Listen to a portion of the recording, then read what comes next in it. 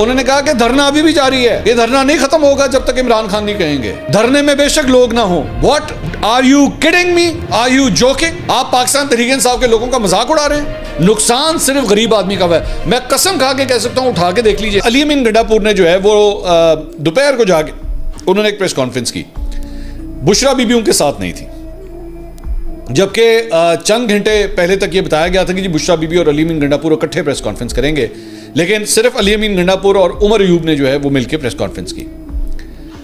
इंतहाई भोंडी, इंतहाई मजे का खेज, रंगबाजी से भरपूर और सिर्फ बेशर्मी की इंतहा अगर मैं कहूं तो शायद ये लफ्ज जो है वो फिर भी छोटा होगा कि वो प्रेस कॉन्फ्रेंस इस तरह की थी। वो मैं बताता हूं क्यों। मुझे इस बात का एहसास हो रहा है, पाकिस्तान तहरीक इंसाफ के वर्कर्स को इस बात का एहसास हो रहा है कि उनके लोग जो हैं वो शहीद हुए हैं। इसके अंदर वो दे आर क्लेमिंग के लोग हैं ऐसे जो शहीद हुए हैं, जिनको गोलियां लगी हैं। और मैंने 2-3 मौकों के ऊपर अली अमीन गंडापुर को देखा कि वो बीच में दांत निकाल रहे थे, हंस रहे थे जब ये सारा कुछ अपनी गुफ्तगू के दौरान भी। उन्होंने कहा मैं तो हमारे जो स्पीकर साहब हैं वो, मैं उनका बड़ा शुक्रिया अदा करता हूं कि वो मुझे कह रहे थे कि जी आपने मानसेरा आना है, तो मानसेरा तो हमने आना ही होता है क्योंकि रूट ही ये बनता है। इस बात का रूट बनता है कि आप दोबारा भाग गए। ये रूट बनता है आपका, आपके भागने का रूट बनता है मानसेरा, कि आप आएंगे इस्लामाबाद में आके गुलगुपाड़ा करेंगे, सारा कुछ करेंगे और उसके बाद पत्ती गली से भाग जाएंगे वहां से, और ये रूट बनता है आपका मानसेरा का। इस वजह से आप हंस रहे हैं। दूसरी बात ये कि उस पूरी जो गुफ्तगू थी, मैं सर पकड़ के बैठ गया जब उन्होंने बैठ के अनाउंस किया। उन्होंने कहा कि धरना अभी भी जारी है, ये धरना नहीं खत्म होगा जब तक इमरान खान नहीं कहेंगे। धरने में बेशक लोग ना हो। What are you kidding me? Are you joking? आप पाकिस्तान तहरीक इंसाफ के लोगों का मजाक उड़ा रहे हैं कि धरना जारी है, बस धरने में लोग नहीं हैं। मेरे भाई, धरने में आप नहीं हैं, आप गायब हो चुके हैं वहां से। लोगों को आगे करके, उनके बच्चों को मरवा के, उनके घर वालों को मरवा के, आपका अपना शहबाज गिल क्लेम कर रहा है कि जी 100 अफराद जो हैं वो शहीद हुए हैं। पहली बात तो वो 100 अफरादों की लिस्ट, तो अफराद की लिस्ट निकाल के दिखाइए कितने अफराद हैं। वो खुद कह रहा है अक़वाम मुत्तहिदा का कमीशन बनाए, और उसके बाद आप पतली गली से निकल गए, वहां पे 100 अफराद शहीद हो गए हैं अकॉर्डिंग टू हिम, ठीक है, और आप निकल गए बीच में से। आप किस तरह निकल गए? क्यों निकल गए वहां से? उसके बाद इन्होंने कहा कि जी मेरे पे भी जो है वो गोली चलाई गई है। अली अमीन गंडापुर ने कहा मेरे पे भी गोली चलाई गई है, तो मेरे पे अगर चलाई गई है तो इसका मतलब है कि बुशरा बीबी पे भी चलाई गई है, उमर अयूब भी हमारे साथ थे। हकीकत तो ये है मेरे भाई, आप तीनों निकल गए वहां से। आप लोग निकल गए। पाकिस्तान तहरीक इंसाफ के वर्करों को वो 2 दिन का पूरा ड्रामा करके, उनको ला के, उनको बिठा के, उनको आगे करके खुद आप निकल गए। अलीमा खान खुद आप लोगों के हवाले से सवाल कर रही हैं कि आप लोगों ने वहां से अनाउंसमेंट्स क्यों बंद कर दी, लाइटें क्यों बंद कर दी, स्पीकर्स क्यों बंद कर दिए? कोई पूछने वाला है?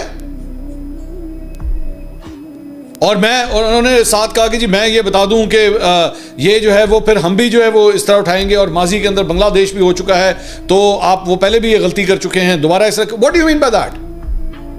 What do you mean by that? कि इसका मतलब है कि आप जो है वो एक सूबे को जो है वो बांग्लादेश बनाने की कोशिश करेंगे? This is what you are trying to say. मेरे भाई, गलती आपसे भी हुई है, गलती एडमिनिस्ट्रेशन, अच्छा एडमिनिस्ट्रेशन के हवाले से भी मैं कह दूं, मैं जरा एडमिनिस्ट्रेशन के हवाले से भी कह दूं, मेरे भाई, अगर क्राउड के पास असलहा होता है, ये भी मैं आपको एक बात बता दूं कि क्राउड के पास अगर असलहा होता है तो उसको डील किस तरह करना है उसका भी एक तरीका है। मैं फॉर एग्जांपल मैं एक फुटेज मेरी नज़रों से गुजरी, वो भी मैं आपके साथ शेयर करना चाहूँगा कि यहाँ पे एक शख्स जो है वो कंटेनर के ऊपर, कोई मुजाहरा करने वाला कोई शख्स था, वो ऊपर नमाज पढ़ रहा था, और इस तरह पुलिस वाला आया है और उसने आओ देखा ना था, उसने उठा के उसको नीचे फेंक दिया। ये इस तरह डील करते हैं, प्रोटेस्टर्स को इस तरह डील करते हैं कि वो आपको समझ नहीं। भाई, आपने उसको उठाना, आप गिरफ्तार कर लें उसे, आप उसको वहां पे गिरफ्तार कर लें। मैं कह रहा हूं वो उसने कोई प्रोटोकॉल तोड़ दिया है, उसने एक रेड लाइन अबूर कर ली, कुछ भी, गिरफ्तार करें। ये फेंकने का क्या सेंस बनता है ऊपर से?